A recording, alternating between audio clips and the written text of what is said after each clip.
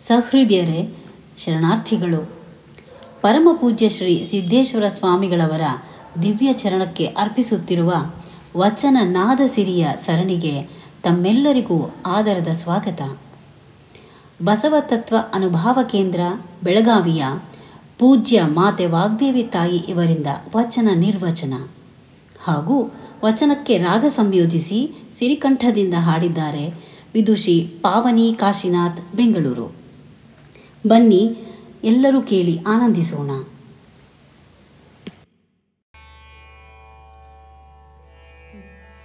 ಓಂ ಶ್ರೀ ಗುರು ಬಸವಲಿಂಗಾಯ ನಮಃ. ಆಧ್ಯಾತ್ಮ ಬಂಧುಗಳೇ, ತಮಗೆಲ್ಲ ಭಕ್ತಿಯ ಶರಣಾರ್ಥಿಗಳು. ವಚನನಾದ ಸಿರಿಗೆ ತಮಗೆಲ್ಲ ಆತ್ಮೀಯ ಸ್ವಾಗತ. ನಮ್ಮೆಲ್ಲರ ಬದುಕು ಅತಿ ಅಮೂಲ್ಯವಾದದ್ದು. ಈ ಬದುಕಿನ ಬೆಲೆ ಕಟ್ಟಲಿಕ್ಕೆ ಖಂಡಿತ ಸಾಧ್ಯ ಇಲ್ಲ. ಇದರ ಮೌಲ್ಯವನ್ನು ನಾವೇ ಸರಿಯಾಗಿ ತಿಳ್ಕೊಂಡಿಲ್ಲ ಅನಿಸತ್ತೆ. ಜೀವನದ ತುಂಬೆಲ್ಲ ಸದಾ ದುಡಿವ ಚಟುವಟಿಕೆಯಿಂದಿರುವ ನಮ್ಮ ಕ್ರಿಯಾಶೀಲ ಶರೀರ, ಮತಿಯಲ್ಲಿ ತುಂಬಿರುವ ನಾನಾ ಬಗೆಯ ವಿದ್ಯೆ, ಕೈಯಲ್ಲಿ ನಾನಾ ವಿಧದ ಕಲೆಗಳು, ಮನದ ತುಂಬೆಲ್ಲ ಆಲೋಚನಾ ಪ್ರವಾಹ, ಒಂದೇ ಎರಡೇ ಈ ನಮ್ಮ ಮನಸ್ಸಿನ ಅನುಭವ ಮತ್ತು ಅದರ ಜ್ಞಾನದ ನೆನಹಿನೊಡನೆ ಜೀವನದ ತುಂಬೆಲ್ಲ ಅರಿವಿನ ಅನುಭವವನ್ನು ದಿನ ದಿನ ಸವಿತಾನೇ ಇರ್ತೀವಿ. ಅನುಭವವನ್ನು ಸವಿದು ದಿವ್ಯ ಜೀವನ ಸವಿಯನ್ನು ಹಂಚುವ ಸಾಮರ್ಥ್ಯವೂ ನಮ್ಮೆಲ್ಲರಿಗಿದೆ. ಅದೇ ಜ್ಞಾನ ಭಾವವನ್ನು ಹಂಚುವ ಸಾಮರ್ಥ್ಯ, ಅದಕ್ಕೆ ದಾಸೋಹಂ ಭಾವ ಅಂತ ಕರೀತಾರೆ. ಅದು ನಮ್ಮಲ್ಲೇ ಇದೆ. ಹೀಗೆ ಏನೆಲ್ಲ ಇದೆ ನಮ್ಮ ಈ ಬಾಳಿನಲ್ಲಿ, ಅದಕ್ಕೆ ನಮ್ಮ ಜೀವನ ಬೆಲೆ ಕಟ್ಟಲಾಗದಂತಹ ಅಮೂಲ್ಯವಾದ ಒಂದು ಸಂಪದ. ಇಂತಹ ಜೀವನ ಒಂದು ಅದ್ಭುತ ಕಲೆಯಾಗಿ ಅರಳಬೇಕು ಅಂತಾರೆ ಜ್ಞಾನಿಗಳು. ಅದು ಅರಳಲಿಕ್ಕೆ ಬೇಕಾದ ಎಲ್ಲ ಮೂಲ ವಸ್ತು ನಮ್ಮಲ್ಲೇ ಇದೆ. ಅದರ ಸದುಪಯೋಗ ಆಗಬೇಕು. ನಮ್ಮ ಜೀವನದ ಮೌಲ್ಯವನ್ನು ನಮಗೇ ತಿಳಿಬೇಕು ಅಂದರೆ ನಾವೇ ನಮ್ಮನ್ನು ನೋಡಿಕೊಳ್ಬೇಕು ಅಲ್ವಾ? ಅದಕ್ಕೆ ಆಧ್ಯಾತ್ಮ ರಂಗ ಹೇಳುತ್ತೆ, ತನ್ನ ತಾನರಿವ ಕುಶಲತೆ. ತನ್ನ ತಾನರಿವುದೇ ಜೀವನದ ಕೌಶಲ್ಯ, ಅದೇ ಕುಶಲತೆ. ಕುಶಲತೆ ಅಂದರೆ ಸ್ಕಿಲ್. ಒಂದು ಜೀವನವನ್ನು ಸ್ಪಷ್ಟವಾಗಿ ಅರಿತುಕೊಂಡು ಅದರ ಮೂಲ ಸತ್ಯದಲ್ಲಿ ಅಡಗಿ ಬಿಡಬೇಕು. ಅದು ತನ್ನ ತಾನರಿದರೆ ತಾನೇ ದೇವ ಅನ್ನೋ ಭಾವ. ಡಿ ವಿ ಜಿಯವರು ಬಹಳ ಸುಂದರವಾಗಿ ಹೇಳ್ತಾರೆ, ಬದುಕೊಂದು ಭವ್ಯ ಕಲೆ, ಜೀವನವದೊಂದು ಕಲೆ, ಕಲೆಯ ಕಲಿಸುವುದೆಂತು ಸಾವಿರದ ನಿಯಮ ಯುಕ್ತಿಗಳನ್ನು ರದಡೆಯೂ ಆವುದೋ ಕುಶಲತೆಯ ಕುಶಲತೆಯೊಂದಿರದಿರೇ ಜಯವಿರದು ಆ ವಿವರ ನಿನ್ನೊಳಗೆ ಮಂಕುತಿಮ್ಮ. ಎಷ್ಟು ಸುಂದರವಾಗಿ ಹೇಳ್ತಾರೆ. ಜೀವನ ಅರಿವಿನಿಂದ ಅರಳಬೇಕು.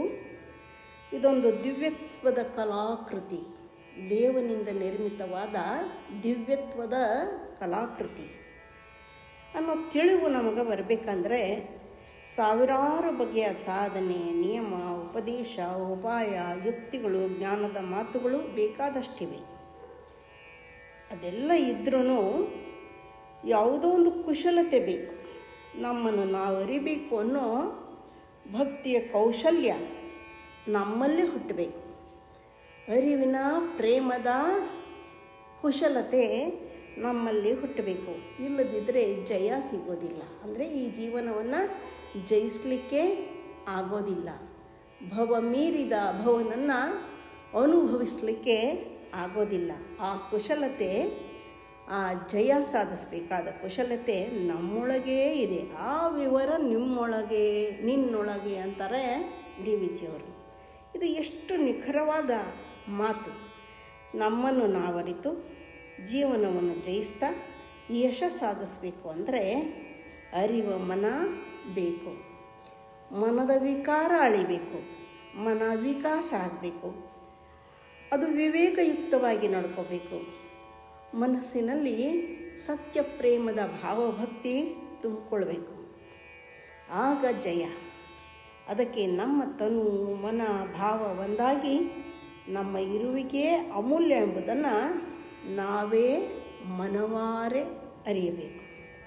ಬನ್ನಿ, ತೋಂಟದ ಸಿದ್ಧಲಿಂಗೇಶ್ವರ ಶರಣರ ಅನುಭಾವದ ವಚನದ ಬೆಳಗಿನಲ್ಲಿ ನಮ್ಮನ್ನು ನಾವು ನೋಡಿಕೊಳ್ಳೋದು ಹೇಗೆ ಅನ್ನೋದನ್ನು ತಿಳ್ಕೊಳ್ಳೋಣ.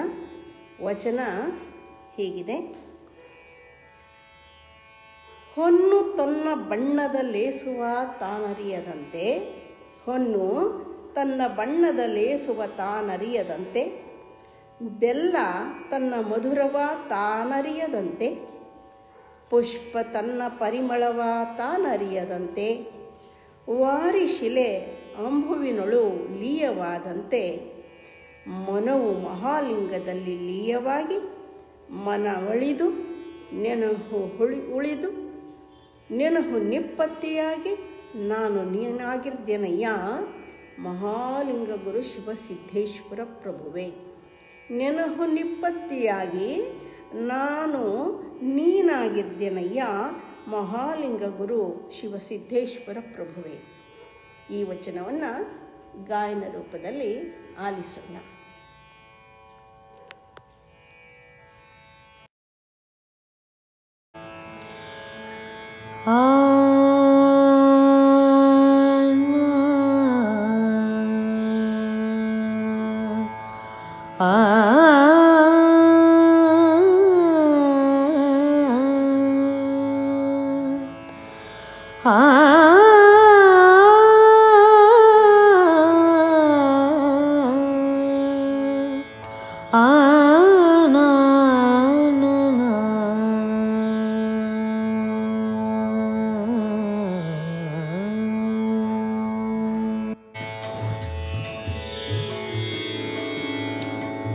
ಹೊನ್ನು ತನ್ನ ಬಣ್ಣದ ಲೇಸುವ ತಾನರಿಯದಂತೆ, ಹೊನ್ನು ತನ್ನ ಬಣ್ಣದ ಲೇಸುವ ತಾನರಿಯದಂತೆ, ಬೆಲ್ಲ ತನ್ನ ಮಧುರವ ತಾನರಿಯದಂತೆ, ಬೆಲ್ಲ ತನ್ನ ಮಧುರವ ತಾನರಿಯದಂತೆ, ಪುಷ್ಪ ತನ್ನ ಪರಿಮಳವ ತಾನರಿಯದಂತೆ, ಪುಷ್ಪ ತನ್ನ ಪರಿಮಳವ ತಾನರಿಯದಂತೆ, ವಾರಿಶಿಲೆ ಅಂಬುವಿನೋಳು ಲೀಯವಾದಂತೆ, ವಾರಿಶಿಲೆ ಅಂಬುವಿನೋಳು ಲೀಯವಾದಂತೆ, ಮನವು ಮಹಾಲಿಂಗದಲ್ಲಿ ಲೀಯವಾಗಿ,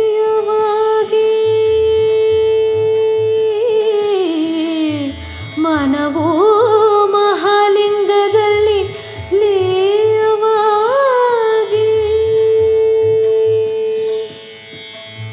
ಮನವು ಮಹಾಲಿಂಗದಲ್ಲಿ ಲೀಯವಾಗಿ, ಮನವಳಿದು ನೆನಹುಳಿದು ನೆನಹು ನಿಷ್ಪತ್ತಿಯಾಗಿ ನಾನು ನೀನಾಗಿರ್ದೇನಯ್ಯ,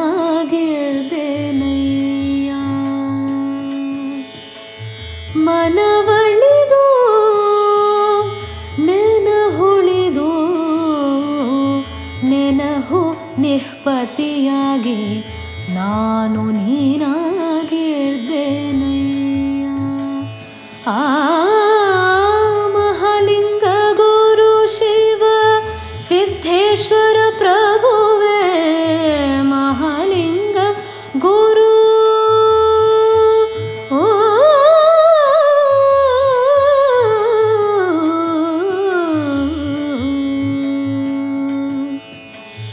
ಮಹಾಲಿಂಗ ಗುರು ಶಿವ ಸಿದ್ದೇಶ್ವರ ಪ್ರಭುವೇ, ಮಹಾಲಿಂಗ ಗುರು ಶಿವ ಸಿದ್ದೇಶ್ವರ ಪ್ರಭುವೇ.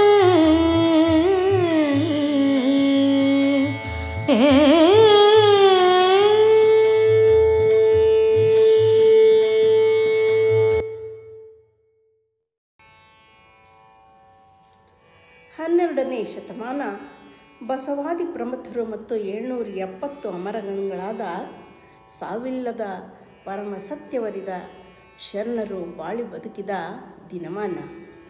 ಅವರ ಅನುಭವದ ಬೆಳಗಿನಲ್ಲಿ ಕಲ್ಯಾಣ ನಾಡು ಸರ್ವತೋಮುಖ ಪ್ರಗತಿಯಲ್ಲಿ ಸಾಗಿತ್ತು. ಮಾನವ ಕುಲದ ಅಭ್ಯುದಯವನ್ನೇ ಸಾರಿತ್ತು, ಅದನ್ನೇ ಬೀರಿತ್ತು. ದೇವ ಸತ್ಯವರಿತ ಶರಣರು ಅನುಭಾವ ವಚನ ಜ್ಯೋತಿಗಳಾಗಿ ಅನುಭವವನ್ನು ವಚನ ಜ್ಯೋತಿಗಳಾಗಿ ಪ್ರಜ್ವಲಿಸಿದರು. ಅಂತಹ ವಚನಗಳು ನಡೆ ನುಡಿ ಒಂದಾದ ಮಹಾಬೆಳಕು. ಅದು ಸಾರ್ವಕಾಲಿಕ ಸತ್ಯ ಸಾರುವ ಪರಂಜ್ಯೋತಿ ಸ್ವರೂಪವೆಂದೇ ನಾವು ಹೇಳ್ಬೋದು.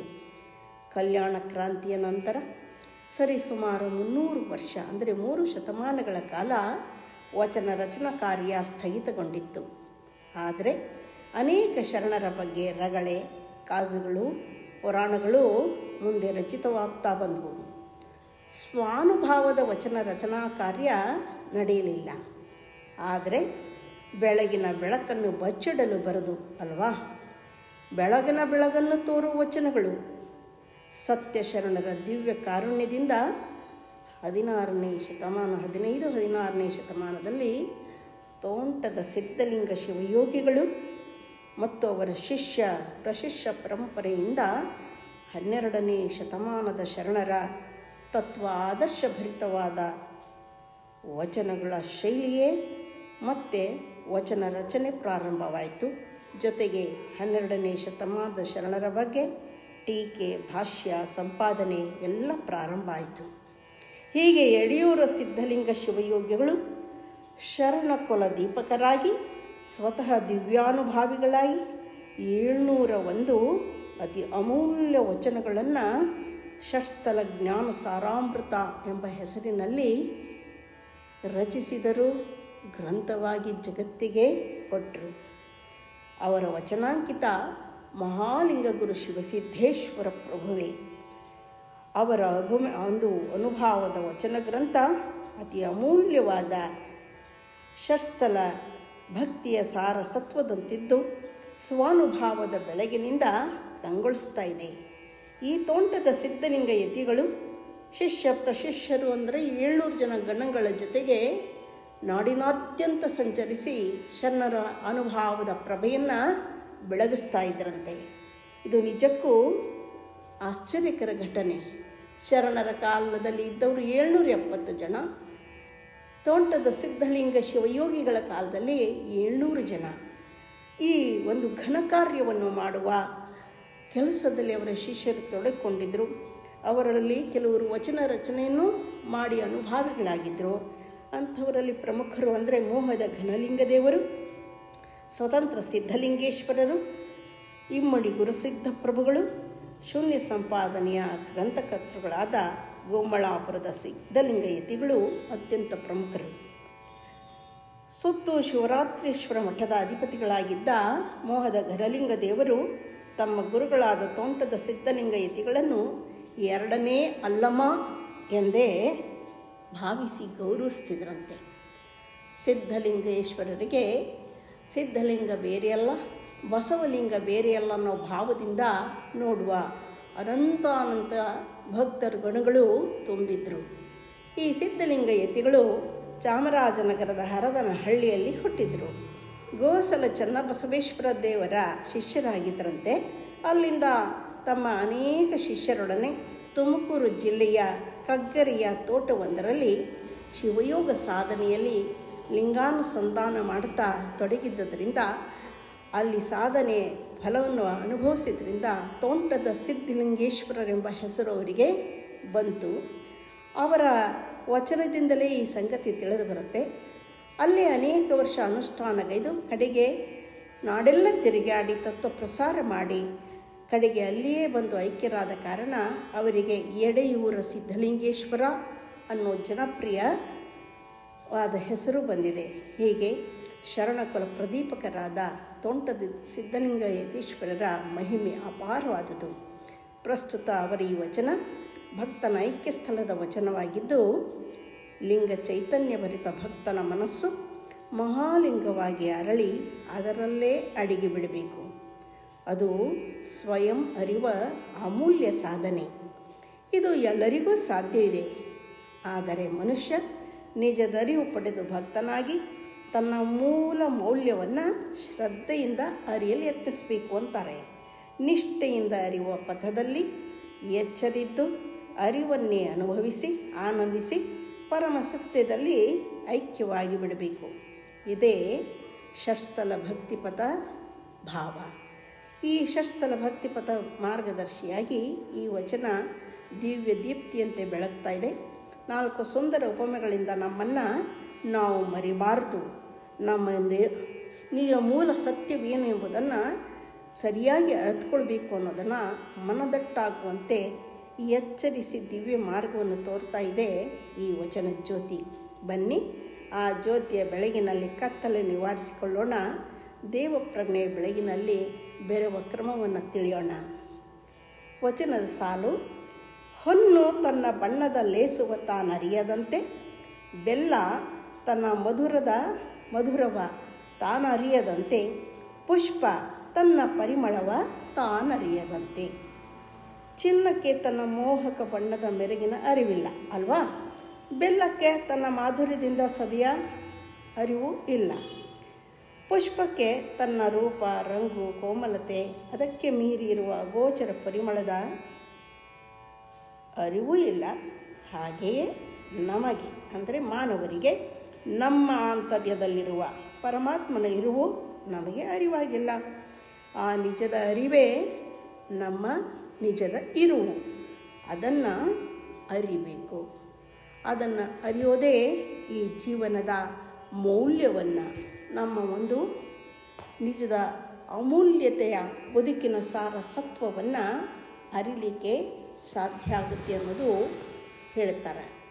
ಮೊದಲನೇ ಸಾಲನ್ನು ನೋಡೋಣ. ಹೊನ್ನು ತನ್ನ ಬಣ್ಣದ ಲೇಸುವ ತಾನರಿಯದಂತೆ. ಲೇಸು ಅಂದರೆ ಶ್ರೇಷ್ಠತೆ.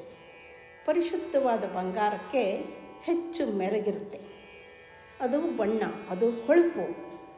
ಆ ಹೊಳಪಿರುತ್ತಲ್ವ, ಅದಕ್ಕೆ ಬೇರೆ ಧಾತು ಕೂಡಿಸಿದಾಗ ಆಭರಣ ಮಾಡಲಿಕ್ಕೆ ಬರುತ್ತೆ. ಇಲ್ಲದೆ ಹೋದರೆ ಅದು ಶುದ್ಧ ಅಪರಂಜಿ ಅಂತ ಅನ್ನಿಸ್ಕೊಳ್ಳುತ್ತೆ. ಈ ಚಿನ್ನ ಹಳದಿ ಬಣ್ಣದ ಲೋಹ ಅಂತ ನಮಗೆಲ್ಲ ಗೊತ್ತು. ಮಣ್ಣಿನ ಗರ್ಭದಲ್ಲೇ ಸಿಗುವ ಈ ಬಂಗಾರ, ಅದರ ಮೆರಗು ಅತ್ಯಂತ ಸುಂದರ, ರಮಣೀಯ, ಆಕರ್ಷಕ. 2 ಕೋಟಿ ಮಣ್ಣಿನ ಕಣದ ಮಧ್ಯೆ 2 ಸಣ್ಣ ಚಿನ್ನದ ಕಣ ಇರುತ್ತೆ ಅಂತಾರೆ. ಅದನ್ನು ಚಿನ್ನ ಅನ್ನೋದಿಲ್ಲ. ಆ ಮಣ್ಣನ್ನೆಲ್ಲ ಸರಿಸಿ ಆ ಚಿನ್ನದ ಕಣವನ್ನು ಪಡೆದಾಗ ಅದು ಬೇರೆಯಾಗಿರುತ್ತೆ. ಇಲ್ಲದೆ ಹೋದರೆ ಅದಕ್ಕೆ ಮಣ್ಣಿನ ಚಿನ್ನದದಿರು ಅಂತ ಹೇಳ್ತಾರೆ. ಮಣ್ಣಿಂದ ಬೇರ್ಪಡಿಸಿ ಪರಿಶುದ್ಧ ಬಂಗಾರ ಆದಾಗ ಅದು ಹೀಗೆ ಹೊಳೆಯುತ್ತಲ್ಲ, ಜಗತ್ತಿನ ಜನ ಅದನ್ನು ನೋಡಿ ಹುಚ್ಚರಾಗ್ತಾರೆ. ಆದರೆ ಚಿನ್ನಕ್ಕೆ ತನ್ನ ಹೊಳಪು, ತನ್ನ ಮೌಲ್ಯ, ಮೆರುಗು ಏನು ಗೊತ್ತಿಲ್ಲ. ಆಶ್ಚರ್ಯ ಅಲ್ವಾ?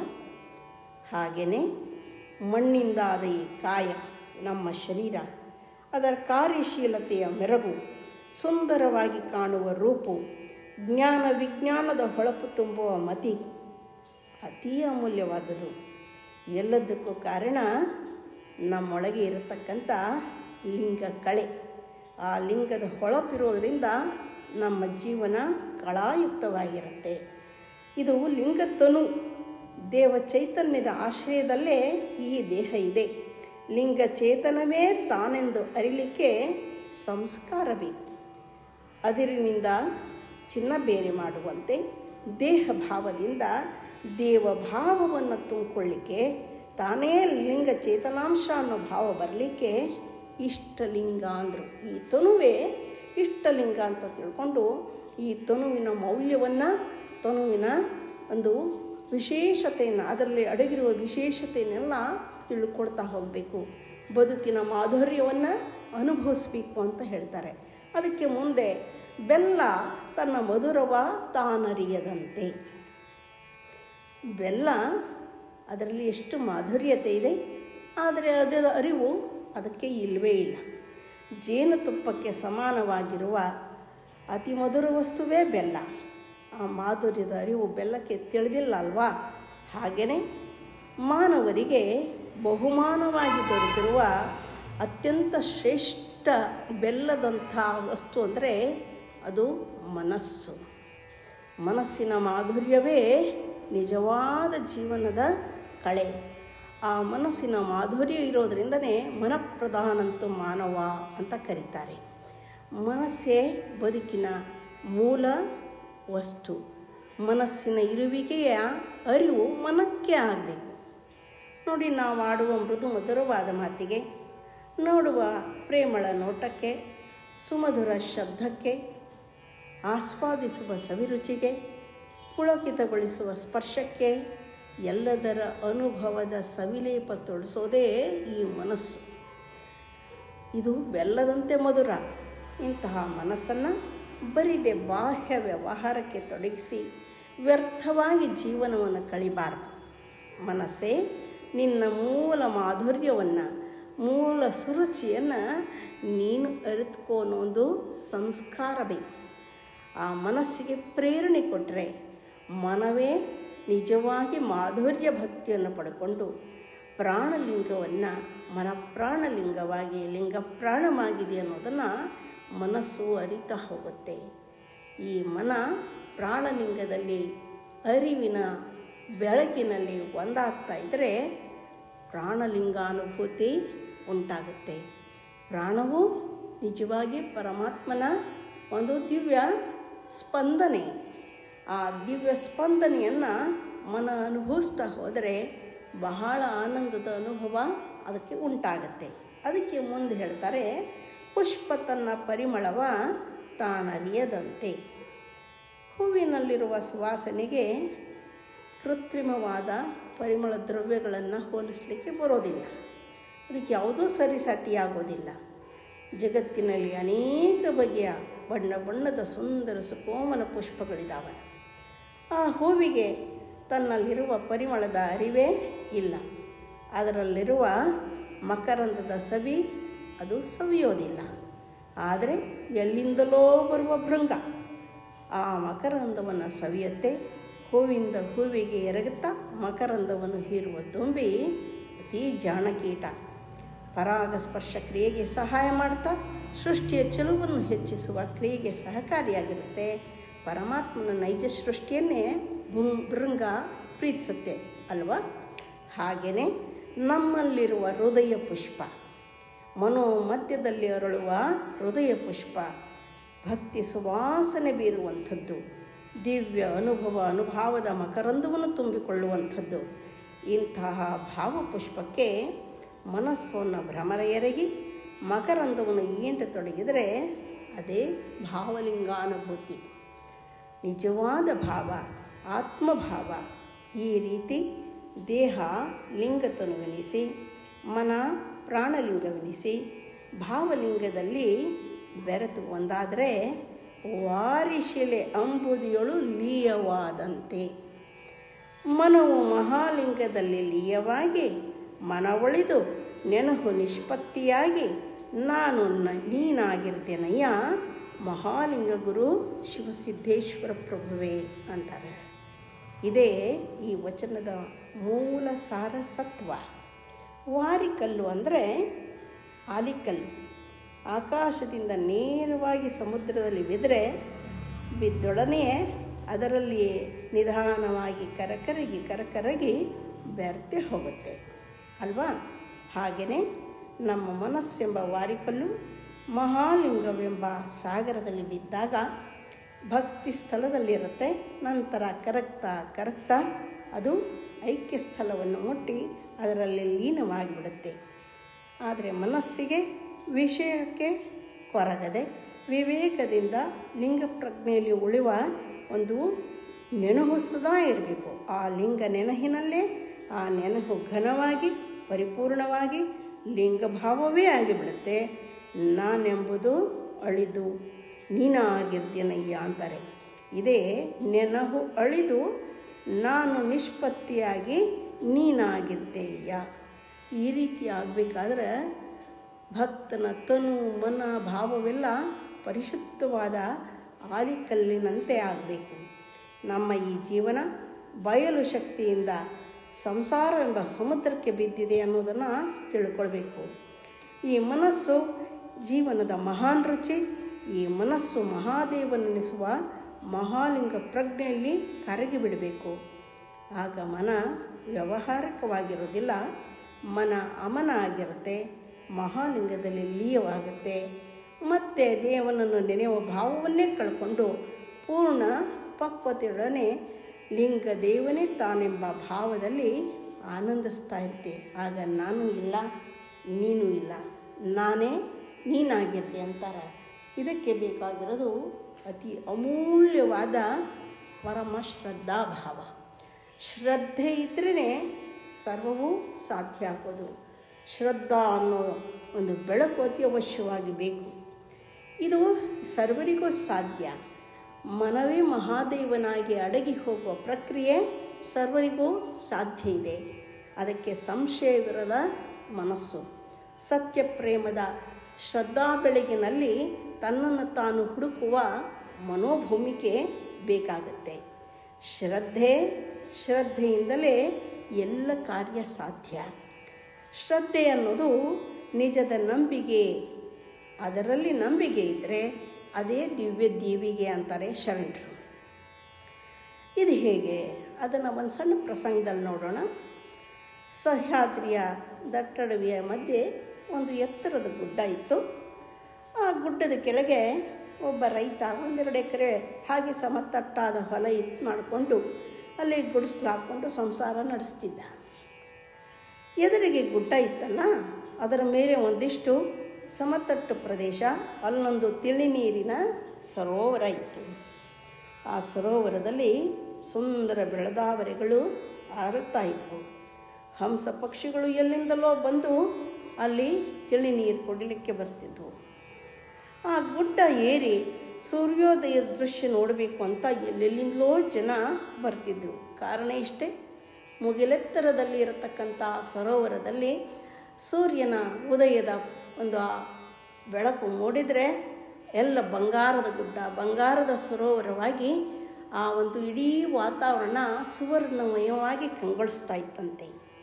ಅದು ಬೆಳಿಗ್ಗೆನೇ ನೋಡಬೇಕಲ್ವ, ಅದಕ್ಕೆ ರಾತ್ರಿಯೇ ಜನ ಹಿಂದಿನ ದಿನವೇ ಗುಡ್ಡ ಏರಲಿಕ್ಕೆ ಪ್ರಾರಂಭ ಮಾಡಿ ನೋಡಿ ಆನಂದವನ್ನು ಅನುಭವಿಸ್ತಾ ಇದ್ರು. ಇದು ಹೀಗೆ ಎಷ್ಟೋ ಕಾಲದಿಂದ ನಡೆದಿತ್ತು. ಆದರೆ ಆ ರೈತನಿಗೆ ಆ ದೃಶ್ಯ ನೋಡೋ ಒಂದು ಅವಕಾಶವೇ ಆಗಿರಲಿಲ್ಲ. ಒಂದು ದಿನ ಅವನಿಗೆ ಅನ್ನಿಸ್ತು, ನಾನು ಅದನ್ನು ನೋಡೇ ಬಿಡಬೇಕು ಅಂತ. ಅದಕ್ಕೆ ಒಂದಿಷ್ಟು ರಾತ್ರಿಯೇ ಹೋಗಬೇಕಲ್ವಾ, ಗುಡ್ಡ ಏರಿ ಒಂದು 7-8-10 ಕಿಲೋಮೀಟ್ರು ನಡೆದು ಏರಿ ಹೋಗಬೇಕು ಗುಡ್ಡದ ಮೇಲೆ. ಅದಕ್ಕೆ ಒಂದು ಬೆಳಕಿನ ಅವಶ್ಯಕತೆ ಇತ್ತು. ಅದಕ್ಕೆ ಬರೋರು ಬೆಳಕು ತರ್ತಿದ್ರೇನೋ ಹೋಗ್ತಿದ್ರೇನೋ. ಆದರೆ ಈತನ ಹತ್ರ ಪಾಪ ಬಡವ, ಬೆಳಕಿರಲಿಲ್ಲ.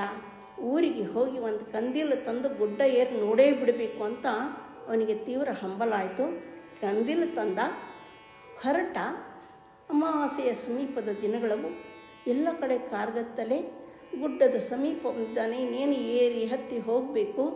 ಅವನಿಗೆ ಒಂದಿಷ್ಟು ಸಂಶಯ ಶುರುವಾಯಿತು. ನನ್ನ ಹತ್ರ ಇರೋ ಕಂದೀಲು ಸಣ್ಣದು, ಭಾಳ ಅಂದರೆ ಒಂದು 8-10 ಹೆಜ್ಜೆ ಬೆಳಕು ಚೆಲ್ಬೋದು. ಇದರಿಂದ ಗುಡ್ಡ ಏರೋಕ್ಕಾಗುತ್ತಾ? ಈ ಕತ್ತಲೆಯನ್ನು ದಾಟಿ ನಾನು ಅಲ್ಲಿ ಸೂರ್ಯೋದಯದ ಬೆಳಕನ್ನು ಕಾಣಲಿಕ್ಕೆ ಸಾಧ್ಯನಾ ಅಂತ ಅನುಮಾನ ಪ್ರಾರಂಭ ಆಯಿತು. ಸ್ವಲ್ಪ ಹೊತ್ತು ನಿಂತುಬಿಟ್ಟ. ಅದೇ ವೇಳೆಗೆ ಯಾರೋ ಒಬ್ಬ ಸಂತರು ಆ ಪ್ರಕೃತಿ ರಮಣೀಯ ದೃಶ್ಯವನ್ನು ತಾವು ನೋಡಬೇಕು ಅಂತ ಹೊರಟಿದ್ರು. ಇವನು ನಿಂತಿರೋದು ನೋಡಿ, ಅಪ್ಪ ಯಾಕೆ ನಿಂತಿದೆಯಾ, ಯಾರು ನೀನು ಅಂತ ಕೇಳಿದರು. ಏನಿಲ್ಲ, ನಾನು ಈ ಗುಡ್ಡನ ಏರಿ ಆ ಸೌಂದರ್ಯ ನೋಡಬೇಕು ಅಂತ ಇಚ್ಛೆ ಆಯಿತು, ಹೊರಟೆ. ಆದರೆ ಈ ಬೆಳಕು ಇಷ್ಟೇ ಐತೆ, ಕತ್ತಲೆ ಬಹಳಷ್ಟಿದೆ, ಹೇಗೆ ಹೋಗೋದು ಅನ್ನೋ ಒಂದು ಅನುಮಾನ ಕಾಡ್ತಾ ಇದೆ. ಆ ಸಂತರನ್ನ ಹೇಳ್ತಾರೆ, ಅಲ್ಲಪ್ಪ ಕೈಯಲ್ಲಿ ಕಂದೀಲಿಟ್ಕೊಂಡು ಹಿಂಗೆ ಯಾಕೆ ಕಂಗಾಲಾಗ್ತೀಯ, ನಡಿ. ಅದು 10 ಹೆಜ್ಜೆ ಬೆಳಕು ಚೆಲ್ಲುತ್ತೆ ಅಷ್ಟೇ ತಾನೇ. 10 ಹೆಜ್ಜೆ ಮುಂದೆ ಹೋದರೆ ಮತ್ತು ಮುಂದೆ 10 ಹೆಜ್ಜೆ ಬೆಳಕು ಚೆಲ್ಲೋದಿಲ್ಲ. ಆ ಬೆಳಕಿನಲ್ಲಿ ಯಾಕೆ ನಾವು ಗುಡ್ಡ ಏರಕ್ಕೆ ಬರೋದಿಲ್ಲ? ನಂದು ಒಂದು ಸಣ್ಣ ಕಂದೀಲಿದೆ, ಇಬ್ಬರು ಸೇರಿ ಹೋಗೋಣ ನಡಿ ಅಂಥೇಳಿ ಅವರು ಹಾಗೆ ಕೆಲವು ಅನುಭವದ ಮಾತುಗಳನ್ನು ಆಡ್ತಾ ತಿಳಿಸ್ತಾ ಆತನಿಗೆ ಗುಡ್ಡನ್ನು ಏರಿ ಹೋದರು. ಆ ಗುಡ್ಡ ಏರಿ ಅವ್ರು ಹೋಗಿ ನಿನ್ನೋ ಕೆಲವೇ ಕ್ಷಣಗಳಲ್ಲಿ ಸುಂದರವಾದ ಸೂರ್ಯೋದಯ ಆಯಿತು. ಆ ದಿವ್ಯ ಬೆಳಕು ಎಲ್ಲೆಡೆ ಪಸರಿಸ್ತಾ ಹೋಯಿತು. ಆ ರೈತ ಮತ್ತು ಸಂತ ಆ ಬೆಳಗಿನಲ್ಲಿ ತಾವು ಬಂಗಾರದ ಬೆಳಗಿನಂತೆ ಹೊಳಗ್ತಾ ಇದ್ದರು. ಅಲ್ಲಿ ಸರೋವರ, ಬೆಳದಾವರಿಗಳು ಎಲ್ಲ ಬಂಗಾರ, ಇಡೀ ಸರ್ವ ಪ್ರಕೃತಿ ಸುವರ್ಣಮಯವಾಗಿ ಕಂಗೊಳಿಸ್ತಾ ಇತ್ತು. ಅದನ್ನು ನೋಡಿ ಆನಂದಭರಿತರಾದರು. ಮುಂದೆ ಬಿಸಿಲೇರುತ್ತೆ, ಆ ಸೌಂದರ್ಯ ಹೋಗ್ಬಿಡುತ್ತೆ.